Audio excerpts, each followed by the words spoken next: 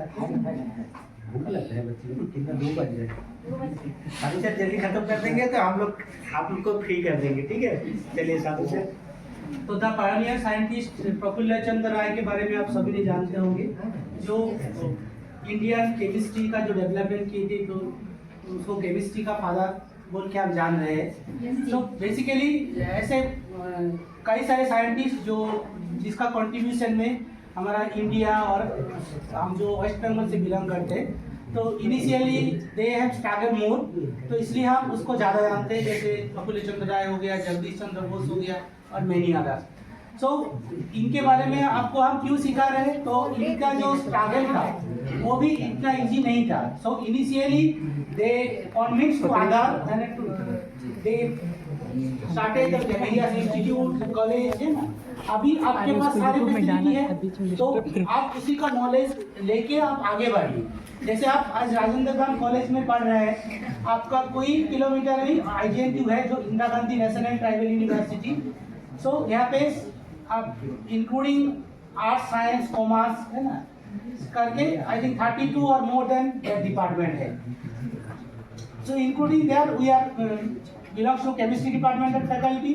सो science में भी वहाँ पे बहुत सारे स्ट्रीम हैं, जैसे chemistry, physics, mathematics, zoology, botany, biotech, environmental science. तो आप सभी को वहाँ पे जैसे जिसको जो सब्जेक्ट में मोटिवेशन है वो उसी को कंटिन्यू करेंगे। जैसे आप ईयर पास होंगे तो जैसे ग्रेजुएशन में आएंगे तो BSc यूजुअली 3 सब्जेक्ट पढ़ना पड़ता है, एक मेजर होता है। सपोज आप केमिस्ट्री मेजर में रख के पढ़ रहे हैं, साथ में फिजिक्स और मैथमेटिक्स रखी है, और आपको फिजिक्स मैथमेटिक्स में अगर थोड़ा सा वीकनेस है तो साथ में जूलॉजी, बॉटनी मतलब लाइफ साइंस पार्ट को भी रख के आप केमिस्ट्री पढ़ सकते हैं। लेकिन जो आप केमिस्ट्री पढ़ेंगे, जो केमिस्ट्री में मास्टर्स करेंगे या डॉक्टरेट करेंगे, क्या इंडस्ट्री में जॉब करेंगे, क्या कुछ कंपनी खोलेंगे, तो थोड़ा बहुत साइंस मतलब मैथ और फिजिक्स का नॉलेज ज़्यादा चाहिए होता है। इवन आपको मास्टर्स में जो नेट गेट एग्जाम जो लिखेंगे तो उसमें भी आपको अच्छा स्कोर ले आने के लिए मैथमेटिक्स और फिजिक्स का जरूरत है। तो जो मैथमेटिक्स फिजिक्स साथ लेके केमिस्ट्री पढ़ोगे तो और ज़्यादा इजी होगा। जैसे मैं फिजिकल केमिस्ट्री पढ़ाता हूँ, तो जैसे चाहे स्टैटिस्टिकल थर्मोडायनामिक्स हो, चाहे क्वांटम मैकेनिक्स हो, तो स्टूडेंट तो केमिस्ट्री के लिए तो डरते ही है, लेकिन साथ में मैथमेटिक्स की वजह से और डर लगता है। जैसे डिफरेंशियल इक्वेशन चाहिए, डेरिवेटिव चाहिए, तो ये बहुत ही डिफिकल्ट चीज़ नहीं है, इजी है। आप शुरू से लर्न नहीं किए तो आपको डिफिकल्ट लग रहा है। तो अभी से आप जिसको मैथ नहीं था 11-12 में, वो अभी भी मैथ पढ़ सकता है, वो ऐसे नहीं है that are very very difficult. और जो लाइब्रेरी में बुक्स है और यूट्यूब में सारे लेक्चर्स दिया हुआ है, जब हम पढ़े थे तो हमारा एक ही था साधन, जो बुक्स पढ़ना।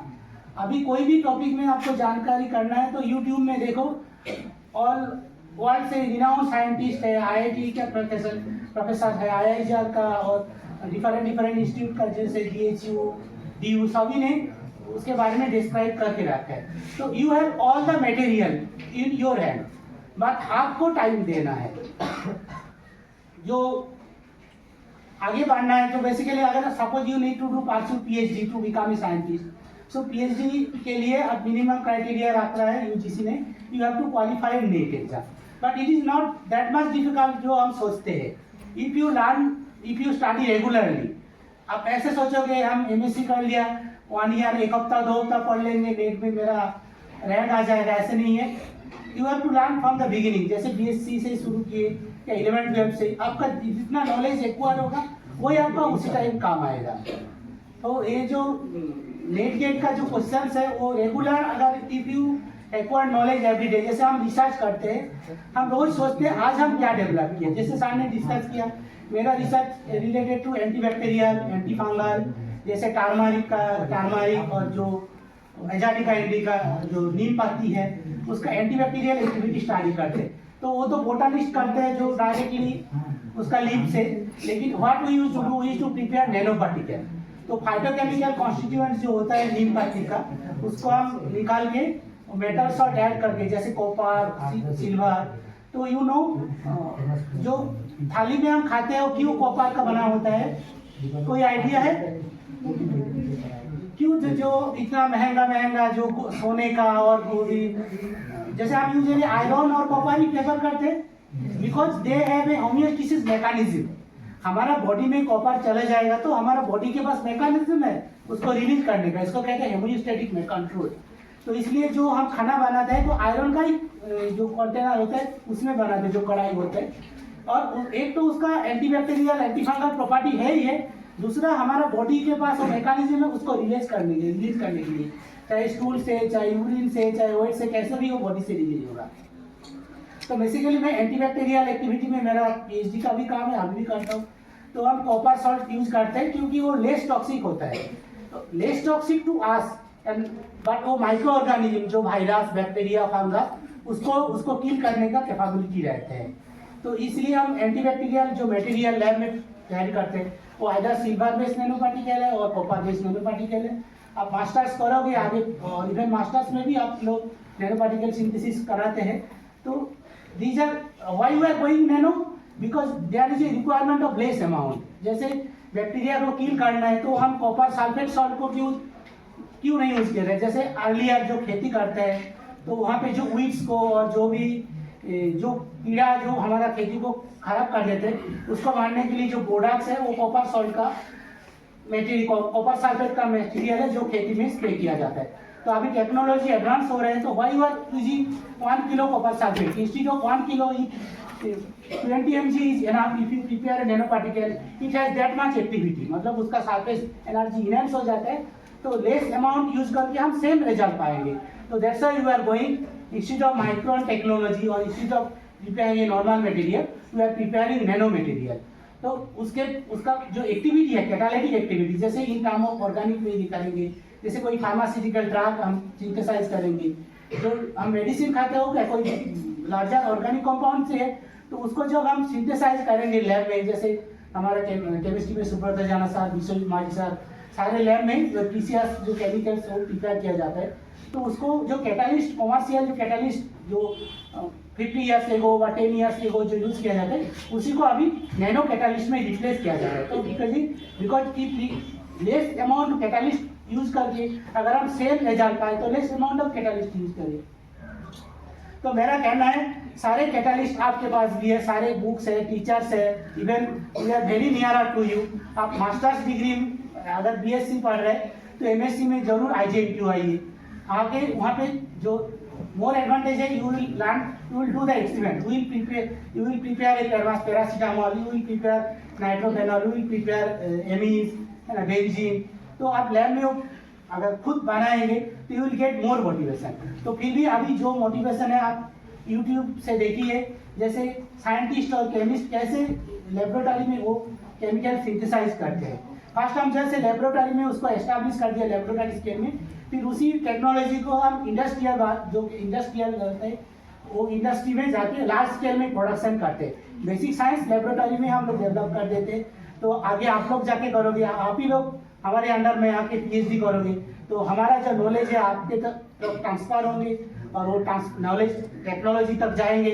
जैसे पैटेंट कुछ नया चीज़ बनाते हैं तो हम पैटेंट देते हैं, वो पैटेंट इंडस्ट्री वाले लेते हैं, फिर वो अपना इंडस्ट्री में लार्ज स्केल में प्रोडक्शन करते हैं। आप पैरासीटामोल खुद लैब में कितना बनाओगे, इतना सभी को चाहिए है ना, सर दर्द हुआ, बुखार हुआ, कुछ हुआ, पैरासीटामोल ले लिए, लेकिन उस लेवल में प्रोडक्शन के लिए वो जो रैनबॉक्सी और जो हैदराबाद में ऑल इंडिया में जो हैदराबाद में और जहाँ पे भी फार्मास्यूटिकल कंपनी है वो हमारा टेक्नोलॉजी को लेते हैं और वो डेवलप करते हैं। तो वो ऐसे नहीं है कोई एक ने बनाया पैरासीटामोल आप में कुछ नहीं करेंगे, ऐसे नहीं है, ऐसे नहीं है सारे चीज़ बन गया है और अभी आपके लिए कुछ नहीं है। There are many field, there are new emerging field, जैसे जूलॉजी बॉटनी से बायोटेक आया, बेसिक साइंस से नैनो टेक्नोलॉजी आया, तो ऐसे आपके लिए भी बहुत सारे टेक्नोलॉजी यू विल डेवलप। और आपको साइंस पढ़ने के लिए obviously you need to spend more time, you need to get more involvement compare to other subject, but you will get more benefit also. जैसे आप साइंस पढ़ लेंगे, बेसिक BSc में कर लेंगे, तो अपना स्कूल टीचर और जो भी साइंटिस्ट बनने के लिए तो काबिल हो जाएंगे। अदर भी जो भी एग्जाम लिखेंगे you may qualify, because basic question तो ही रहते हैं, मैथमेटिक्स ही रहते हैं, फिजिक्स ही रहते हैं। तो सभी लोग हायर स्टडी के लिए मोटिवेट रहो। स्कूल जॉब तो आपको मिल ही जाएगा, आप मास्टर्स कर लेंगे तो स्कूल में पढ़ाने के लिए तो लायक मानी जाएंगे, लेकिन आप हयात में मोटिवेशन रखो। ये सम कंपाउंड में भी प्रिपेयर बाय यू है ना, 10 कंपाउंड जो और कोई ने बनाया, नया 10 कंपाउंड आप भी बनाएंगे। तो आप सभी मास्टर्स करिए, उससे पहले जॉब के तरफ मत देखिए। आप एग्जाम लिखिए लेकिन मास्टर्स करिए, उसके बाद पीएचडी करिए, और पीएचडी करके सभी ने साइंटिस्ट बनिए। डॉक्टर आप भी बन सकते हैं, जब आप पीएचडी करेंगे तो आपका नाम के साथ डॉक्टर बन लग जाएगा। जैसे मेरा नाम डॉक्टर साधु चरण मल्लिक है, मैं वर्धमान यूनिवर्सिटी के अंदर बीएससी बांकुड़ा क्रिश्चियन कॉलेज से पास की। उसके बाद जितना भी डिफिकल्टी आपके लिए है उतना डिफिकल्टी मेरे लिए भी था। फिर मैं जैम क्वालिफाई करके दिल्ली आईआईटी मास्टर्स पढ़ने गए, फिर दिल्ली आईआईटी से पढ़ते वक्त मैं नेट क्वालिफाई करके, गेट क्वालिफाई करके आईआईटी गुवाहाटी पीएचडी करने गए। तो ऐसे नहीं आप राजेंद्र प्रसाद कॉलेज में हैं तो आपके लिए डिफिकल्ट है, सब आपके लिए भी जितना डिफिकल्ट है अभी मेरे लिए उतना ही डिफिकल्ट था, लेकिन हमको करना है। तो you have to promise that I will do something जो आपका लाइफ के बेटरमेंट के लिए, आपका सोसाइटी के बेटरमेंट के लिए, आपका फैमिली के बेटरमेंट के लिए काम आएगा। तो आप आज प्रोमिस करिए जे मैं तो कॉलेज आता हूँ, आ रहे जा रहे हो कोई बड़ी बात नहीं है, आप क्या कंट्रीब्यूट कर पा रहे हैं समाज के लिए और खुद के लिए वो सोचिए, और सब मास्टर्स पढ़िए और पीएचडी करिए, डॉक्टरेट बनिए और हमारा सोसाइटी को इम्प्रूव करिए, अपना फैमिली को स्टेबिलिटी में ले आइए। है मेरा काम है आपको मोटिवेट करना, और आप लोग सब IJNTU मास्टर्स पढ़ने के लिए भी आइए, और आगे नहीं तो लाइब्रेरी विजिट करिए। IJNTU में इतना सारे फैसिलिटी है, इतना सारे बुक है, जो बड़ा बड़ा इंस्टीट्यूट IIT जाना पड़ेगा उतना बुक एक्सेस करने के लिए। आपका 20 किलोमीटर के अंदर सारे बुक फैसिलिटी है। केमिस्ट्री में हम लोग 9 फैकल्टीज है, फिजिकल, इनऑर्गेनिक, ऑर्गेनिक, है ना। तो आपको सिखाने के लिए हम लोग रेडी है, आप आइए, मास्टर्स करिए, पीएचडी करिए, और हम आपके इंस्टीट्यूट आते रहेंगे। आपको जो भी नॉलेज, जो भी आपको जानना है आप पूछ सकते हैं। मैं यही बोल के मेरा टॉक कंप्लीट करता हूँ।